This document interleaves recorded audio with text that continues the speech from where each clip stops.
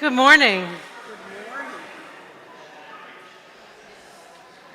I'm practicing my Bermuda greetings. Good morning. Good morning. I've been told by various sources that when I visit Bermuda next week, beginning on Saturday of next week, I have to say good morning or good afternoon or good evening before I say anything else. So I'm ready for it. I have a few announcements to share with you. I have sometimes when you are part of the church every day and things happen on a regular basis with the people who are making things happen, you forget that you might not have communicated clearly and completely to the whole congregation. So I want to tell you about the signs because I haven't actually taken the time to explain about the signs and the colors. So before COVID, you might remember the name Neil Stephen and the company This Is Marketing. And we spent quite a bit of money, a gift from David Sobey every year for about 3 years to hire a marketing manager and to work with rebranding our church and look at ways that we might increase our visibility. And then COVID started, and we used Neil's expertise in technology more than anything else. But we had this big investment that was just waiting to be used.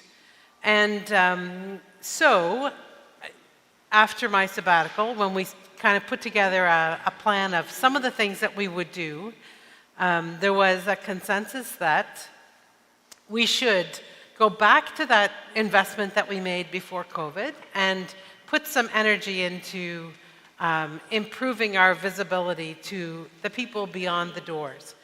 And so the sign that's at the office entrance, the little sign that's at the front door, are using our logo and our brand colors, and the door has been painted, specifically that color, to match those brand colors. I'm getting lots of good feedback about the doors. One or two that said, not a fan. But mostly people think, wow, you can't help but notice. What do you think? Yeah, you like it? Okay, good. Well, if you like what's done so far to make it feel fresh and modern, you're going to love the next piece of this project. So the next piece is something that you as a congregation were talking about before I was even here. So we go back 12, 13, 14 years. The idea of a digital sign on the lawn.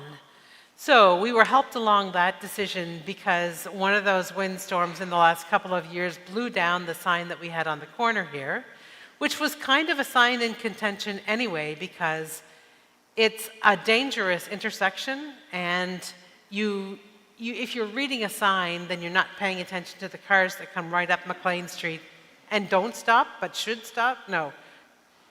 Don't have to stop, but the people this way think they should stop.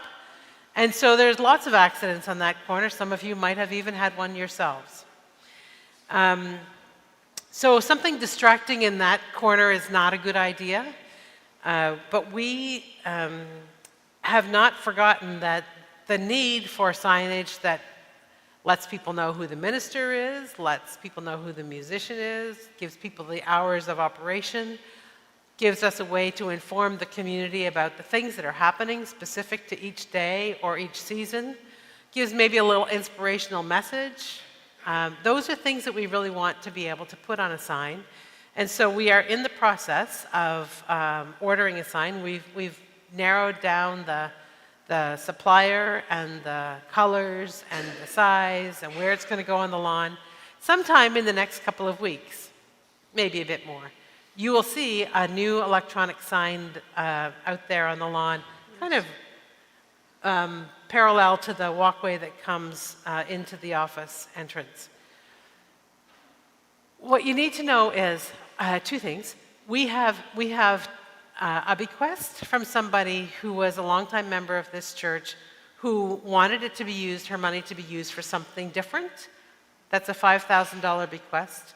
And we have an $11,000 bequest that's been given by somebody who has a very remote connection to this congregation only through a dear friend and knew of the work that is happening here. And so some of that money could be used. Jean Nicol and I put a lot of energy into, mostly Jean put the energy into it, developing an application for United Church of Canada Foundation Promotions Grant. And if we are successful in receiving that, that'll be $10,000. So please don't think that we're using regular offerings to pay for new signs. And I don't want you to feel like it's a wasteful thing. We think it's a part of what we need to do in order to tell our story, put our lamp on a lamppost, so to speak. Take it out from under the bushel, so to speak. Okay?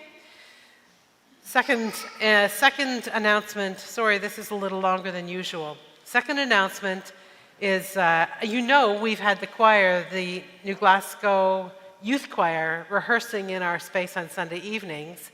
And I want this to be a time for these kids that feels warm and home and hospitable. And so I made the promise to them on their very first rehearsal that we would always have cookies. Because I know that lots of people are going to help me with this promise. So Jean Nicol was the first one to say, I'll help you with cookies. I can make cookies every night, every week. And I said, Jean, you don't have to do cookies every week. Other people will love to do this too. And so Jean put out a little announcement in the weekly announcements, which I'm not sure people really read. Maybe they do. Asking for volunteers to make cookies once a week, and she'll draw up a schedule. So she has, I think, 4 or 5 other people who have agreed to make cookies. She would like to have 3 or 4 more. So if you could speak directly to Jean, who's sitting in the rocking chair, about your intention to help make cookies, then she'll get your contact information and let you know when it's your turn. Next Sunday, while I'm in Bermuda, you will be gathered together here in the sanctuary wearing orange, right? It's Orange Shirt Day on Monday. Well, that's what we lovingly call it, but it's Truth and Reconciliation Sunday, and or Monday is Truth and Reconciliation Day. We are given a national holiday to mark the relationship that we have through our treaties with Canada's Indigenous people. And the service on Sunday is going to highlight some of that. I've read the service. It's beautiful. You are going to have a really important gathering, and I hope that you all come wearing your orange shirts and supporting the intention of that moment. While I'm in Bermuda, from Saturday till Saturday, so that's the 28th of September to the 5th of October, if there is a pastoral emergency, Meredith has agreed to handle it. So Ben will have her contact information, and if you need a minister during that week, she's your gal. Thank you, Meredith. It's very, very helpful to have somebody in our congregation who knows the people be able to step up on the odd time when I'm away. I appreciate it a lot. So welcome, everyone. Thanks for being with us, however you've joined. For thousands of years, Indigenous people have walked in this land in their own country. Their relationship with the land is at the center of their lives. We acknowledge the Mi'kmaq people, past, present, emerging, and their stewardship of this land throughout the ages. We recognize and give thanks that we are creatures of the earth, living in the ecosystem, flowers, trees, and insects, lands and waters unique to Nova Scotia. May we honor one another and life itself. Let's sing. It's a song of praise to the Maker.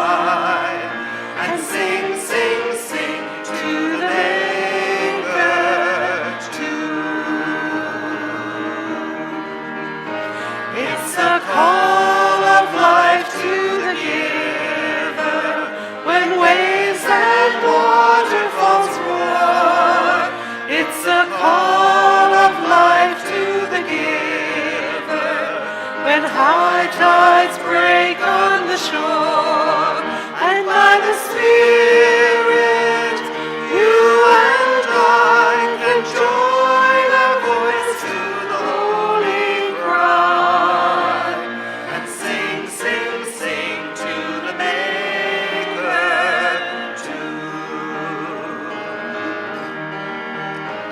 It's the chorus of all creation.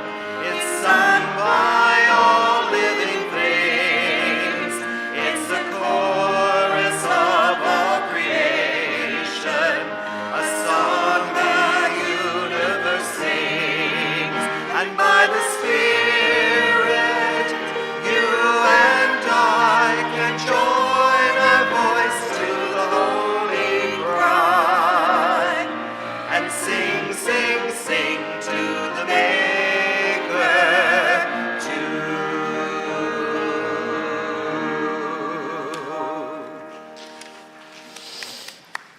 Oh, you like that?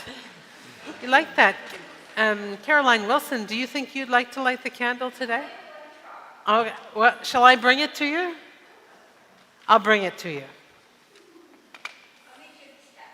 Okay. Halfway.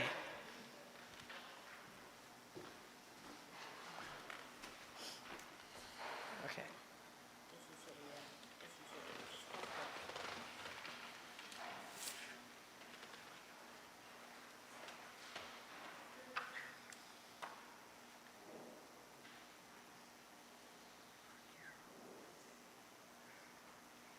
Okay. Do you want help getting back? I might. Okay. There we go.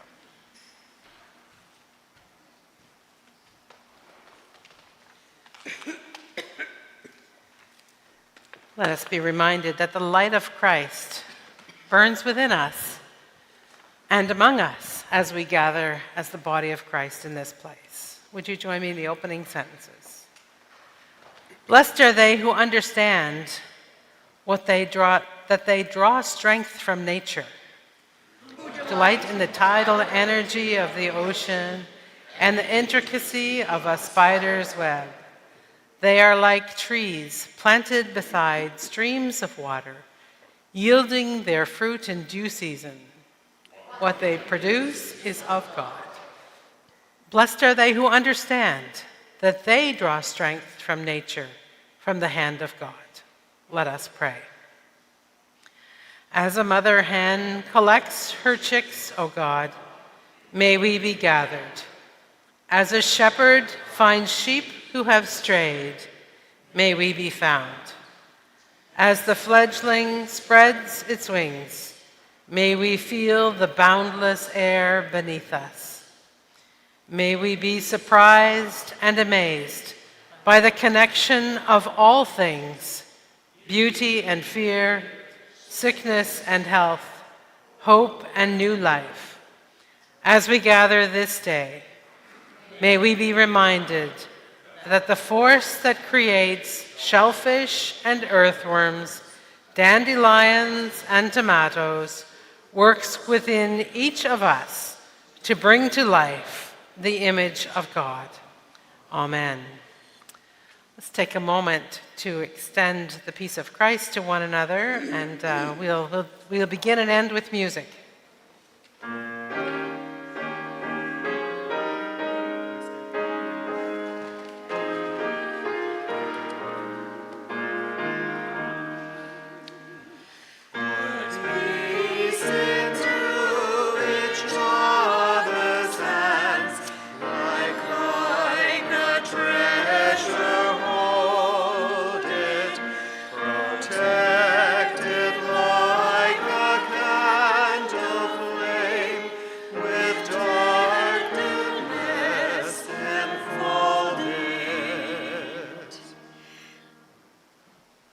I might just say you can pass the peace without shaking hands, if that feels better.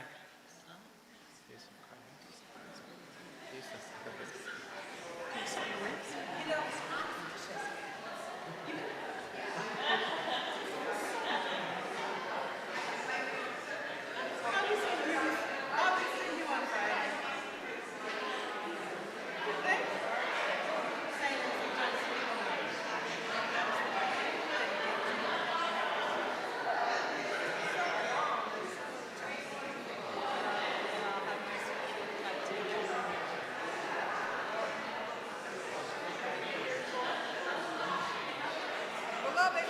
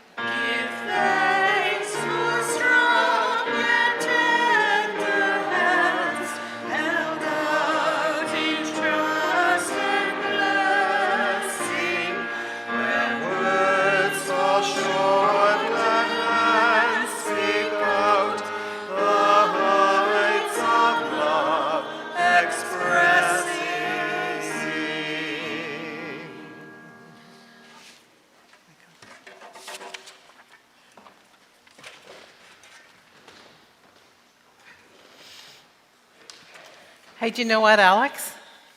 I think that you're going to have to do choir practice with the whole congregation to get that rhythm right at the end. You want to do it just so that we know? We'll do it next week. Okay, that'll be on you, Jerry. No, we won't. We'll do it in 2 weeks. We'll do it in 2 weeks. Centering silence has its roots in the earliest monastic traditions of the Desert Fathers and Mothers and the Christian mystic tradition. Relaxing into quietness creates a space for deep listening and draws you into yourself. Let us be still for a few moments and create a space for more gratitude, greater compassion, sensitive understanding, soft human emotions, and honesty.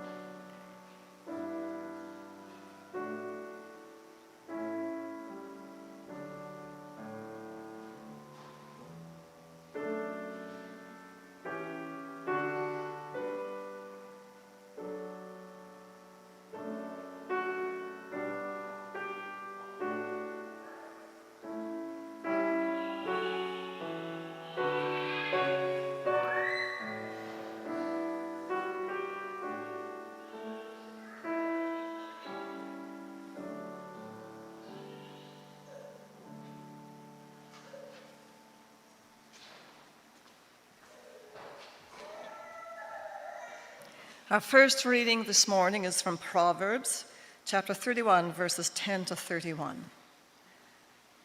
A capable wife, who can find? She is far more precious than jewels.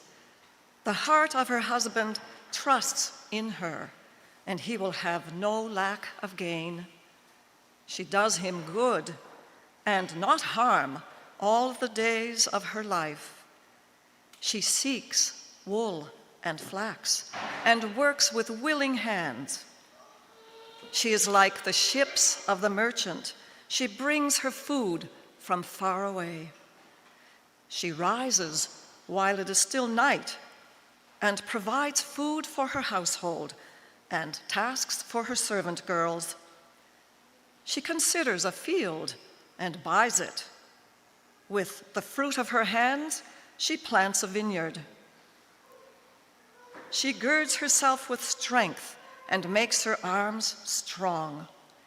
She perceives that her merchandise is profitable. Her lamp does not go out at night. She puts her hands to the distaff, and her hands hold the spindle. She opens her hand to the poor and reaches out her hands to the needy. She is not afraid for her household when it snows, for all her household are clothed in crimson. She makes herself coverings. Her clothing is fine linen and purple. Her husband is known in the city gates, taking his seat among the elders of the land. She makes linen garments and sells them. She supplies the merchants with sashes. Strength and dignity are her clothing, and she laughs at the time to come.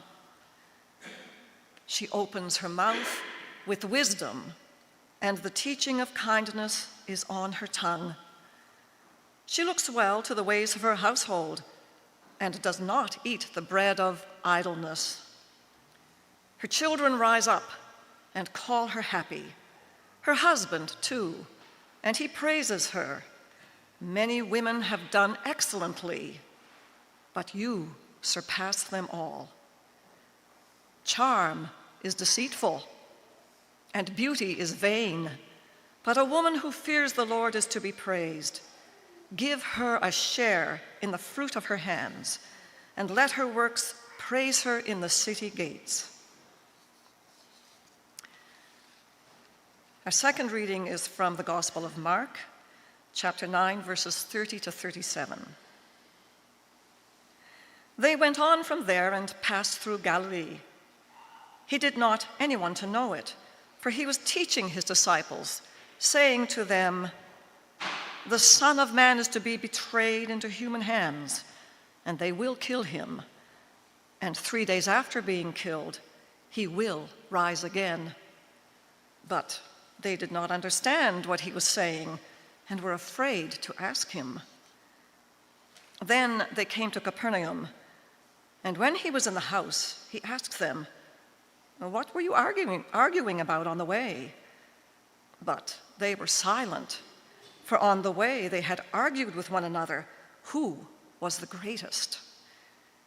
He sat down, called the 12, and said to them, "Whoever wants to be first must be last of all and servant of all."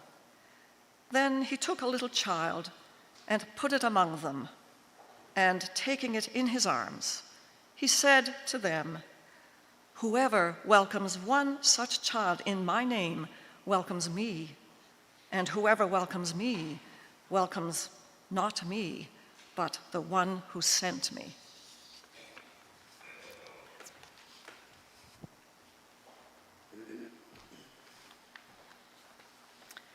And let's sing, "We Are Pilgrims."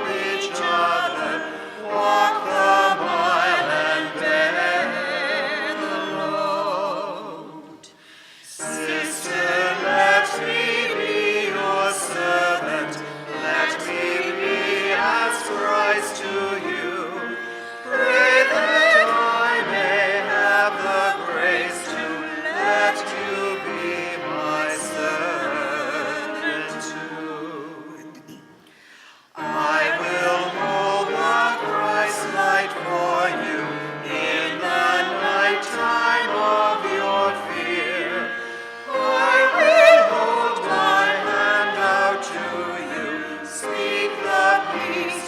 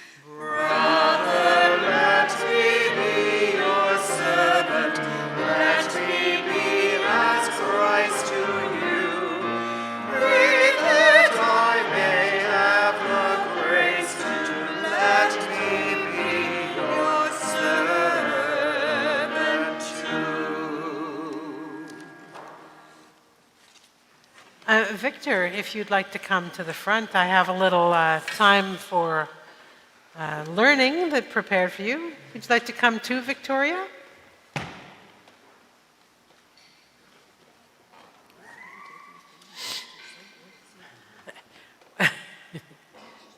Whether she wants to or not, her brother's taken her.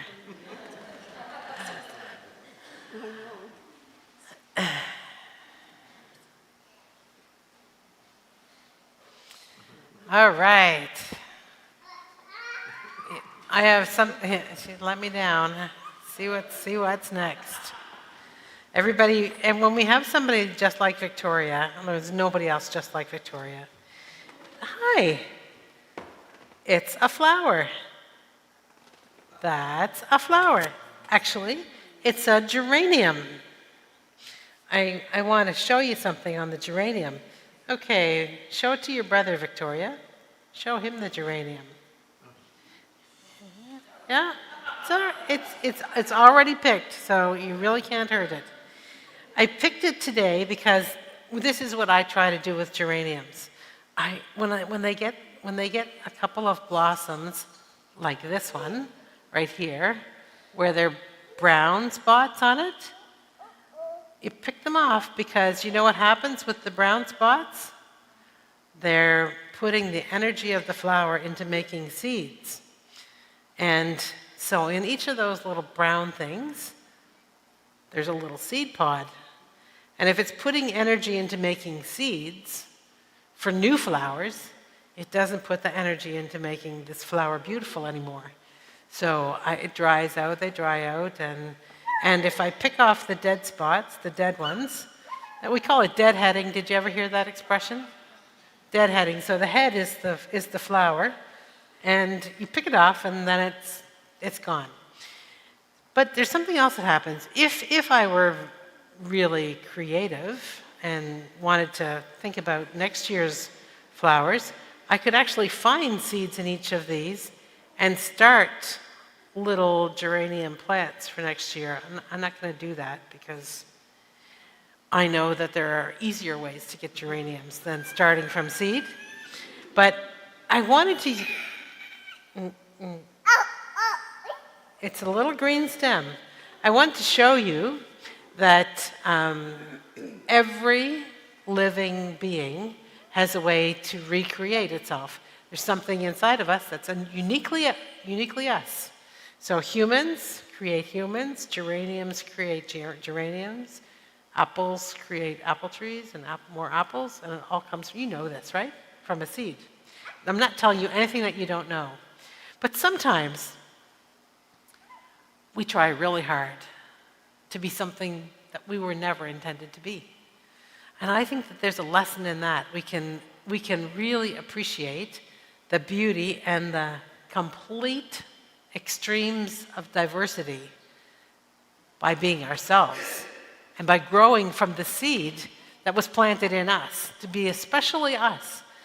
So, if I can't tell you how many children with curly hair want to have their hair straight.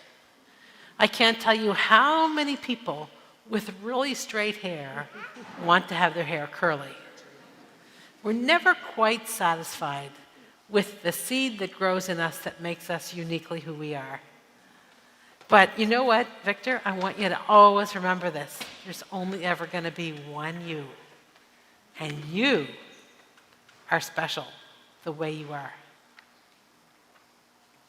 Just exactly as you were planned to be. Now, you can make yourself healthier and stronger, and you can develop certain skills that work with your talents that make you a better you. You can build relationships that help you express yourself more easily, but in the end, you only have to be you, not anybody else. And it would be pretty hard for a geranium to try to be a rose, wouldn't it? It's never going to be. Smell the geranium. Doesn't smell anything like a rose. Kind of, roses have that beautiful sweet scent. Geraniums, not so much. But they sure look nice in planters, and I'm so happy that we've got them.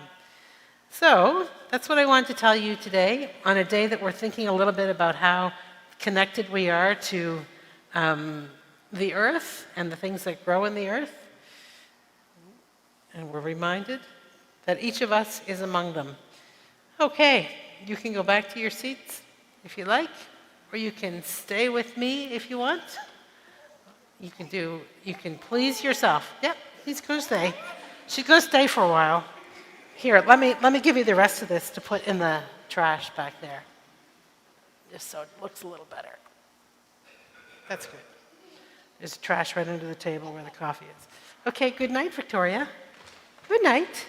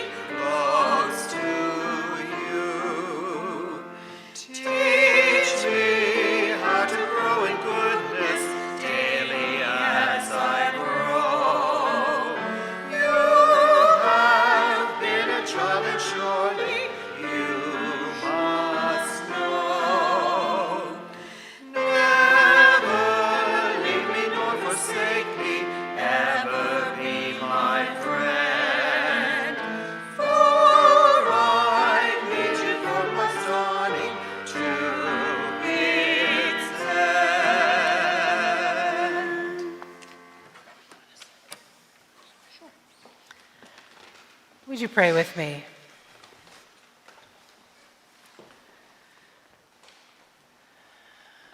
God, we've been given rich images to ponder in our hearts this morning. May those images fill us with questions of wonder as we consider the unique seeds that grow within us and are nurtured by those around us. Amen. On a week when I thought that we would focus on creation, I made the mistake of looking at the lectionary passages. You know how we treat the most vulnerable among us is not separate from how we care for the earth. Dominion over one another and all of creation is at the heart of overconsumption, unsustainability, to say nothing of waste and greed. It's a strong statement, isn't it? But you will all have heard many times how this lifestyle that we love is not sustainable. I have no idea how it stops. But Jesus does have a few things to say about how we care for the least and how valuable they are.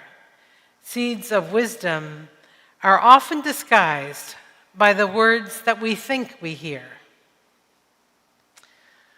I don't really think I ever actually heard the passage that Monica just read for us, or at least heard it and took it seriously, until it was the focus of a discussion that happened after a morning chapel service at one of the summer sessions at the Atlantic School of Theology.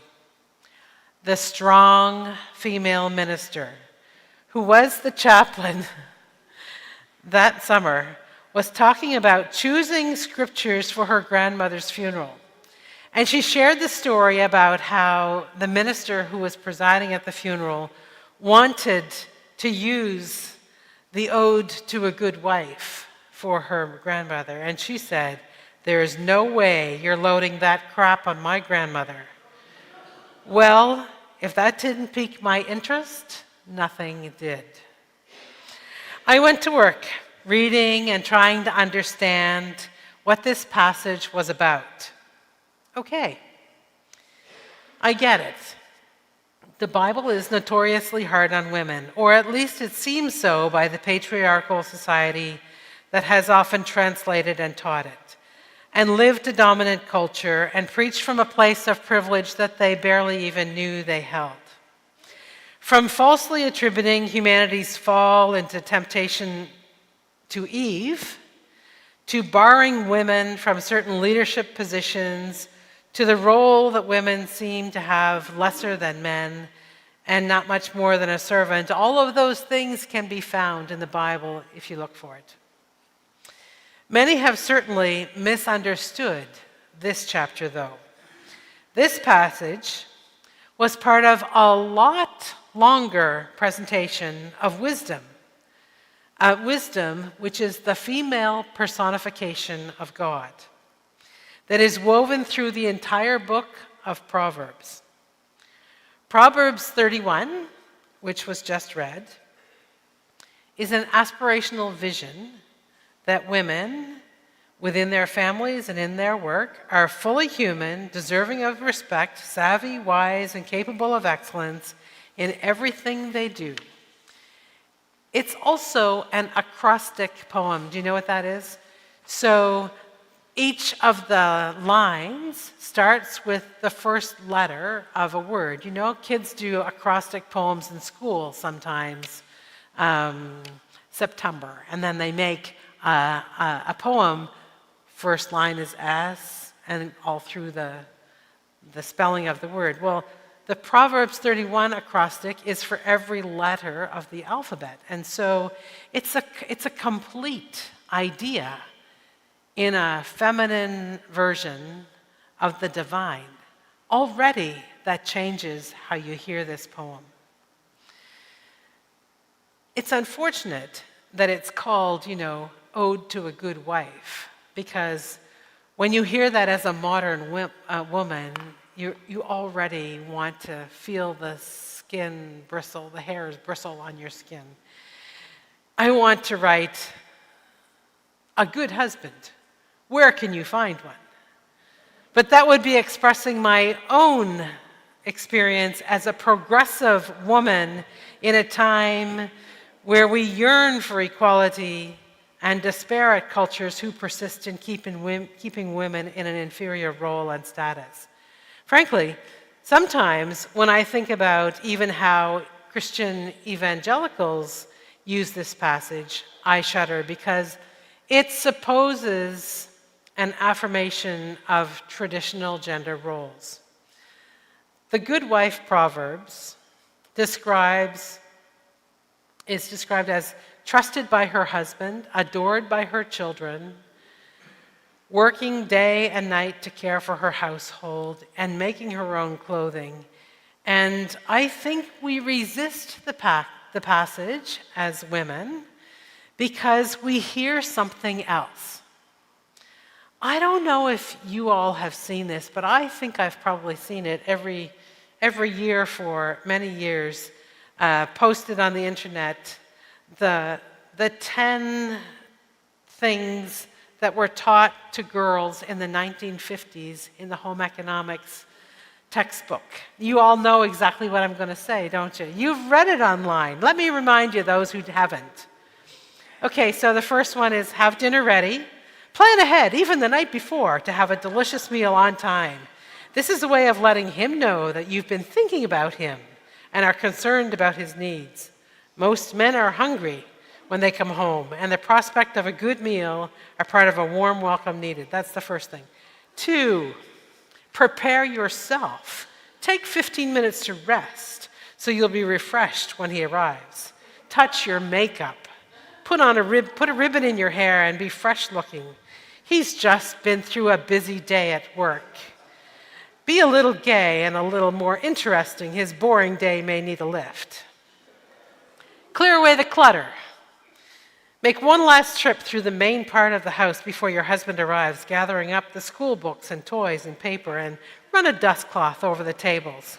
Your husband will feel he has reached a haven of rest and order, and will give you a lift too. Prepare your children. Take a few minutes to wash the children's hands and faces if they're small, comb their hair, and if necessary, change their clothes. They are little treasures, and he would like to see them playing the part. Minimize the noise. Shall I go through all of these? Are you tired of it already?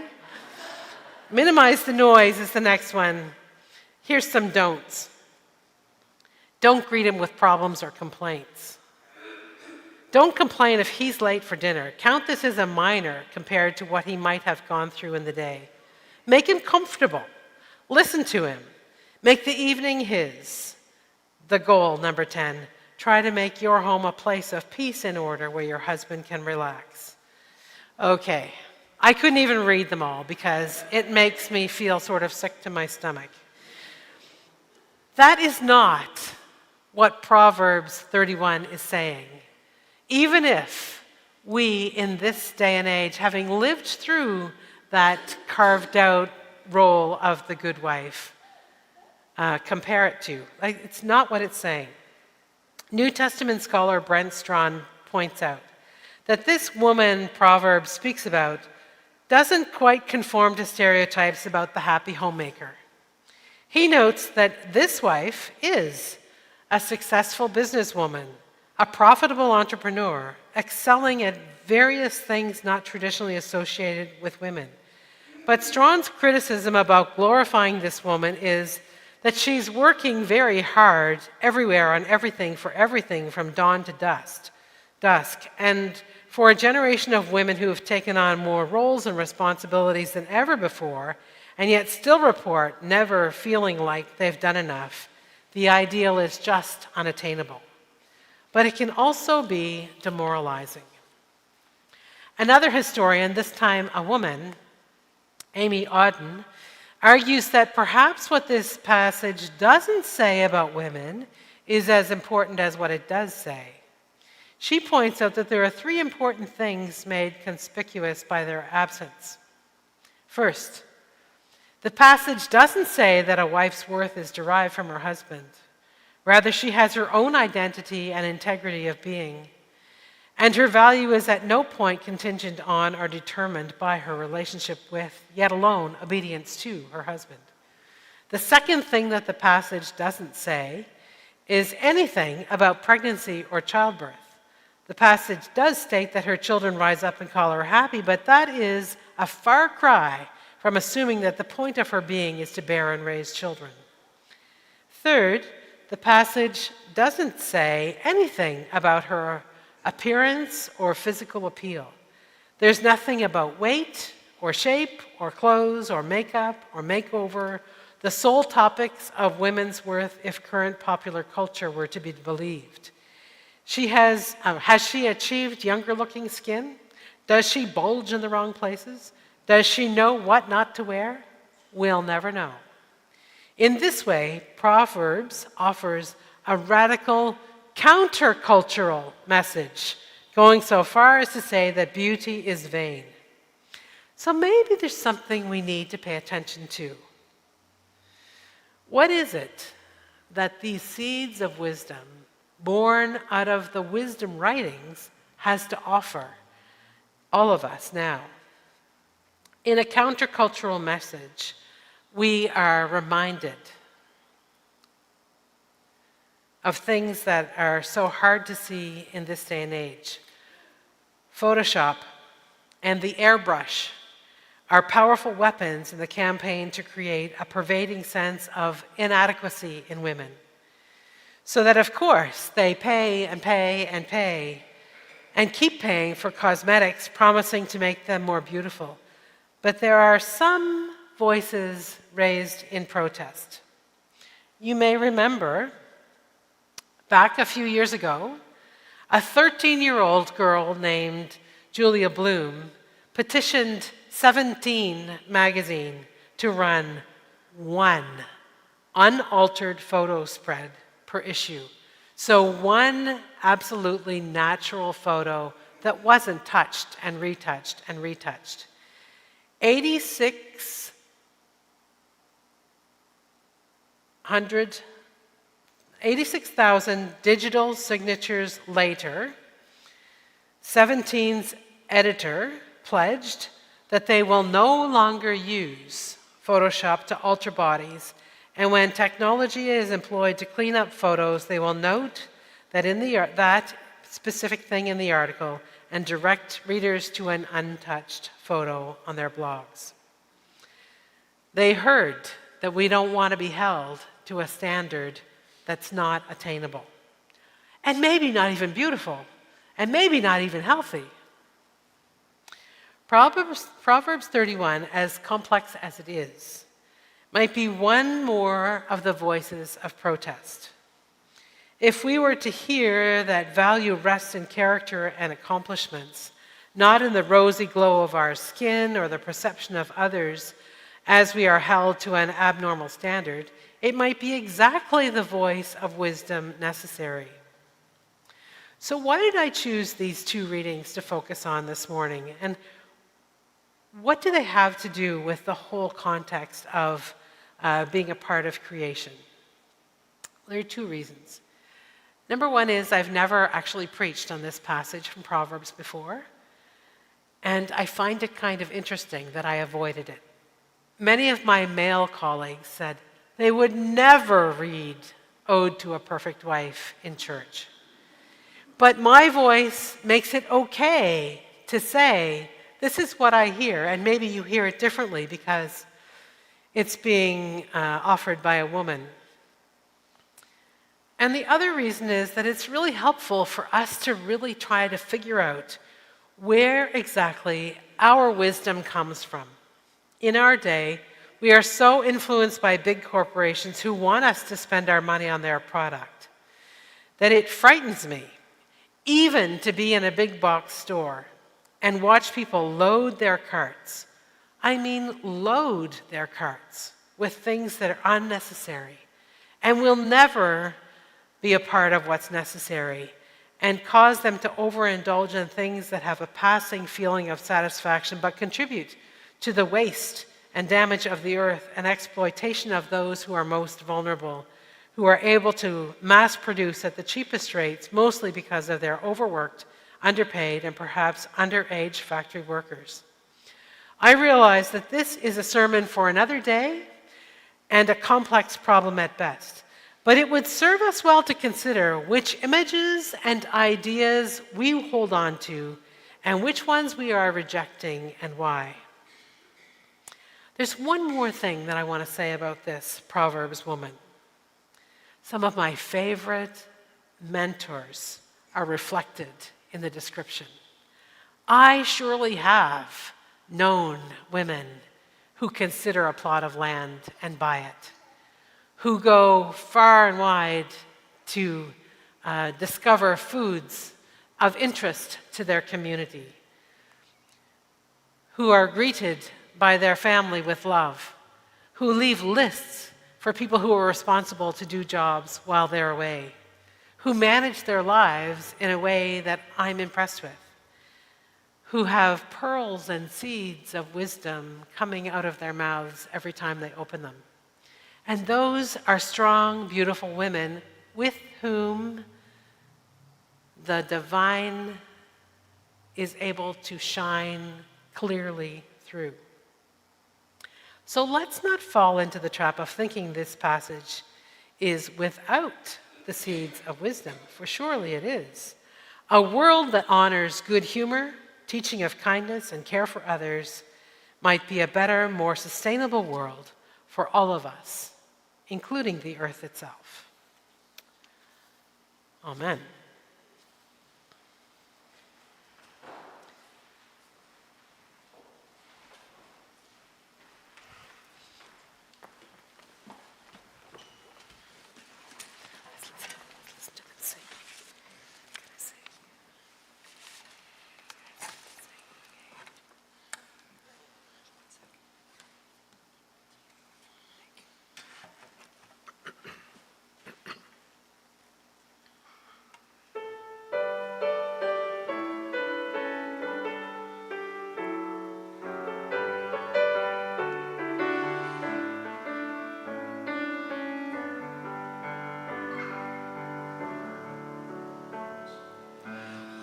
I saw the rich ones, I saw what they gave. The widow was offered 2 pennies she saved, and I saw she was smiling, I knew she was glad, and I wondered because she gave all that she had. But with God the world is turned upside down. The poor are embraced and the lost they are found.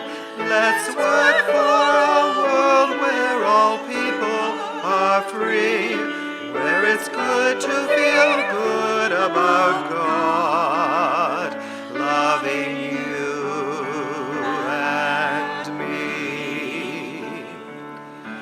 I saw Zacchaeus, a sinner, they said, but to his house I saw Jesus go to break bread. And I knew something special had happened that day, when Zacchaeus gave half of his riches away. But with God the world is turned upside down. The poor are embraced and the lost they are found. Let's work for a world where all people are free, where it's good to be good about God, loving you and me. The men in the vineyards were grumbling one day. I knew they weren't happy with what they'd been paid. For the ones who came later were paid just the same as the workers who greeted the dawn as they came.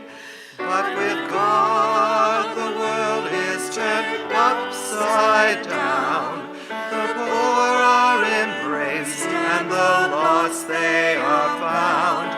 Let's work for a world where all people are free, where it's good to feel good about God, loving you and me.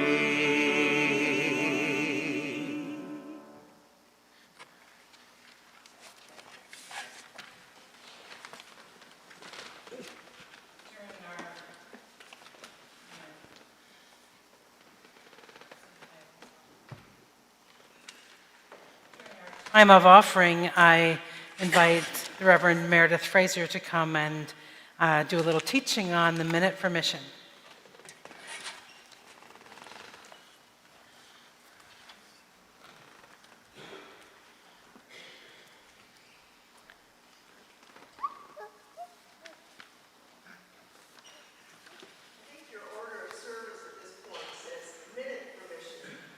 Well, it's rather minutes for mission. I got a little excited. So I want to thank Donna for her forbearance and the rest of you for tuning in, whether at home or here in the sanctuary. My name is Meredith Fraser, and I am here this morning to talk to you about mission and service, specifically within the context of the United Church of Canada and Trinity United Church New Glasgow. That's us. Can you hear me? Are we good? Okay. Now, as you are aware, Trinity is involved with and supports a number of worthwhile charitable endeavors here on the home front, including Helping Hands, Safe Harbor, Shepherd's Lunchroom, PALS. We give our money, our space, our time, and our energy to these important efforts and others. But foundational to all our charitable giving as people of faith here in New Glasgow NS, in this church, in this denomination, is our long-standing commitment to and gratitude for the good work of mission and service across the country and across the world. Those of you who have been around for a while will recall that the charitable arm of the National Church, in which we are all participants, was formerly called the Mission and Service Fund.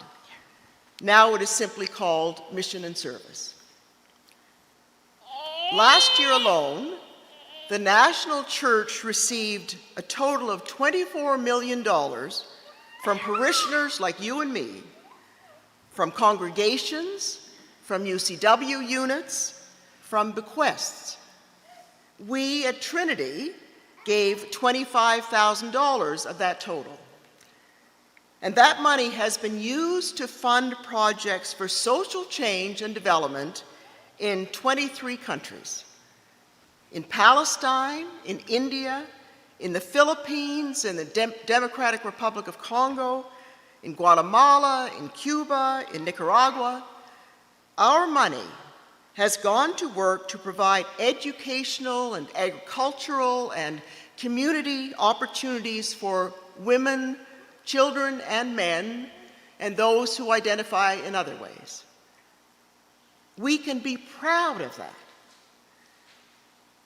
In addition, the United Church responds quickly with emergency funding to crises that arise around the world, be it for Ukraine, Gaza, hurricane and earthquake relief in Turkey or Haiti, famine in Sudan, flooding in Thailand, or wildfires in Alberta.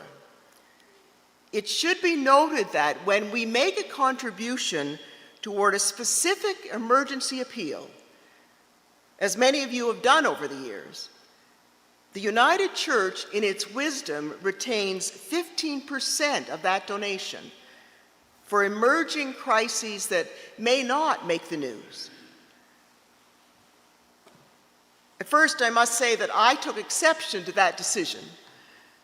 After all, if I want to give $100 towards relief efforts in Gaza, shouldn't I expect that that entire $100 should go toward that effort and do just that? Upon reflection, however, I have come to realize that there are those in our church, including my new BFFs, Roger, Glenn, and Nicole, more about that in a minute, and among our international partners, who are a lot more aware than I am of where the needs truly are.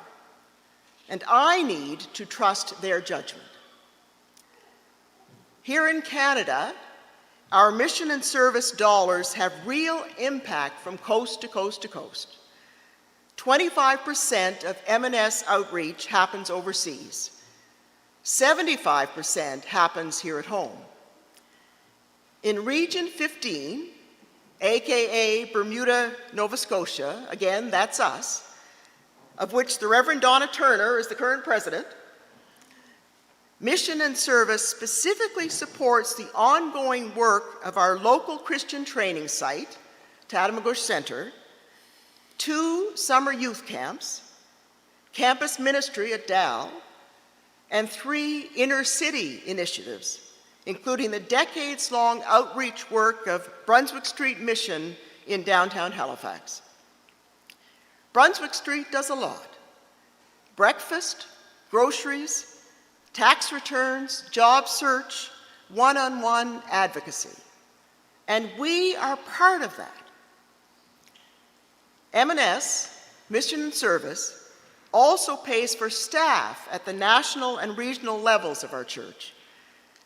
And if you have ever served in a leadership role at any level of the church, you will know how much we rely on the knowledge and expertise of those people to ensure that things go well at the congregational level.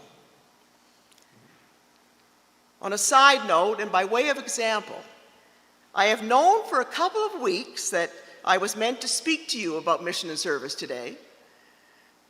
However, I am a procrastinator of long standing. Still working on that. So it was only on Thursday morning that I sent an email to Roger Janes, who is stewardship support staff for our region. He responded quickly to my request for statistics, specific to both the National Church and to Trinity. In his reply, he copied Glenn Waterman, who is annual giving lead for the United Church of Canada. Although he was leaving the office shortly, this now being Thursday afternoon, and gone till Monday, Glenn nonetheless contacted Nicole Chicote, who is administration support for mission and service at the national level. Suffice it to say that I received all the information I was looking for, and the last email arrived at 7:28 on Friday night. Friday night! How's that for performance? In a world where you can spend hours waiting on the phone, pressing 1 for this and 2 for that and 46 for the other, and then you get cut off, I was pretty impressed. And that's our M&S dollars working again on a Friday night.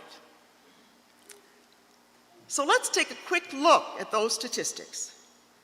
I had asked for a 20-year retrospective of what Trinity has contributed to mission and service. Mission accomplished. Over the last 5 years, Trinity's givings to M&S have pretty well leveled out at $25,000 annually, which is not insignificant. However, as with many things in church life, we did have a heyday. In the 5 years between 2006 and 2010, we surpassed the $60,000 mark 4 times. All of which is to say that in the last 20 years, Trinity United Church in New Glasgow, NS, has contributed almost $1 million, specifically $929,298.72.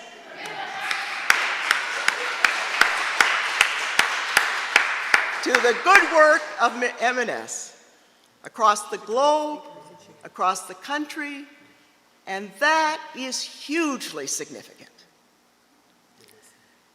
Of course, things have changed, and giving patterns have changed. 15 to 20 years ago, the UCW, hands up if you were ever a UCW person. I know some of you were. They were in every congregation across Canada, including here at Trinity, and the UCW gave 10% of the national total. It was a given. All those bake sales, catering projects, Christmas teas, and monthly dues added up. Well, it has been 10 years since the UCW flourished here at Trinity. The demographics of this and every other United Church congregation are changing and evolving, yet we continue to give. On a more somber note, I would remind you that churches are charitable institutions, and governments are starting to ask what we do to deserve our tax-free status as an institution. Are we essentially an aging social club that gathers together once a week to support and encourage one another? Or is there real evidence here of our charitable work in the community and in the world? These are the questions we are compelled to ask ourselves as 21st century Christians. As I look around the sanctuary here this morning, I know that most of you have dug deep for many, many years to keep Trinity's beautiful blue doors open, to pay the minister and to pay the power bill. And you have supported Safe Harbor and Helping Hands financially too. Well done. It may be that mission and service has just slipped off the radar of our charitable giving through the church. And it may be that in the careful budgeting of a pensioner, there is simply no more cash for even one more critically important thing like M&S. So I have a couple of simple, practical suggestions. Every year, the National Church issues a brochure called Gifts with Vision. And this is last year's copy. The new one should be out shortly. For $15, or $25 or $50, you can choose a specific M&S project from anywhere in the world and give it to someone you care about as a Christmas present or a birthday gift. Everyone wins. You as the donor, your loved one as the recipient, and especially the M&S project that receives the cash. All good. Another thoughtful way to give to mission and service is as a memorial gift. How often do we quickly write Trinity United Church when making a memorial donation? Why not write Mission and Service / Trinity United Church? It's likely a donation you would make anyway, just make it a little more precise. And lastly, think about giving to M&S to honor your own milestones and achievements. No one else needs to know. I just turned 75. I think I'll give $75 to Mission and Service. I just had a new grandchild. I think I'll celebrate that with a gift to M&S. I got a hole-in-one this week. What's that worth in M&S dollars? What did she say?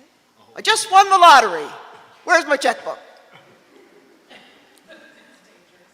Just to be clear, when it comes to checkbooks or pre-authorized remittances or e-transfers made to the church, you need to specify if you want a portion of your offering to go to M&S.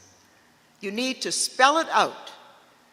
Neither the treasurer nor the church secretary nor the finance committee can read the good intentions of your heart.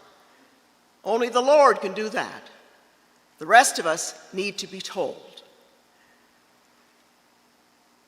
It's been a while since I served as national chair of mission and service for our church. But delving this week into Trinity's legacy of giving, rediscovering the worthy projects and movements for change that M&S funds, and engaging with the capable and committed staff who make all the pieces fit, has reignited my passion for mission and service and my ardent belief in the ongoing value to me, to our congregation, to our denomination, our country, and the world. Mission and service is a national treasure, and it's ours. I invite you to find ways, however small, to keep the good work going. Are you with me? Thank you.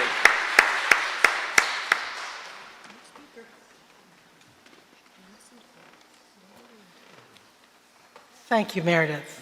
I think we know more than we did. And I think we're going to abbreviate the last part of the service, Alex, and move to Called by Earth and Sky.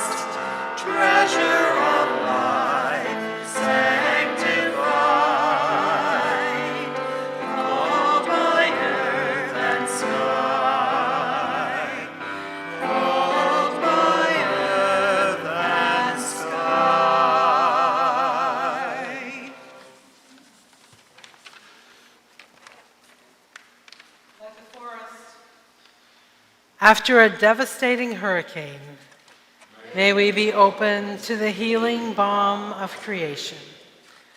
Like a migrating bird, may we be reminded that another journey calls us. Like the rainbow after a storm, may we look to the promise of God's presence and blessing, and may that blessing be a reminder of your unique worth and purpose in God's unfolding dream. Amen.